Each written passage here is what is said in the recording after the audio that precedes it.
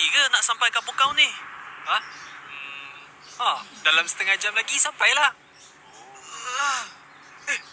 Depan tu ada kawasan rehat tak? Aku nak ke tandas. Ada. Nasib baik kau. Tadi je.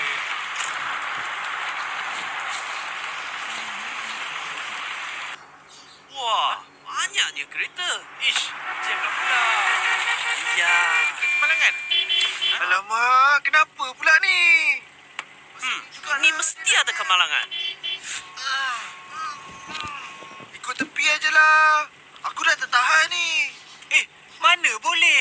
Itu kan laluan kecemasan. Nanti kena saman. Alah, bukannya ada polis. Wah, kau tengok. Semua kereta lalu situ. Kita ikut ajalah. Betul tu. Ikut tepi je. Rafi tak tahan dah tu. Tolonglah Isman. Cepat. Kan senang ikut tepi je. Baru betul. Polis!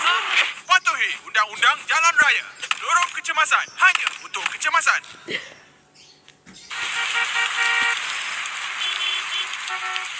Ni semua korang punya pasal. Siapa yang nak bayar ni? Siapa? Ravi bayar. Bukan salah aku. Alah, cepatlah. Aku dah tak tahan ni.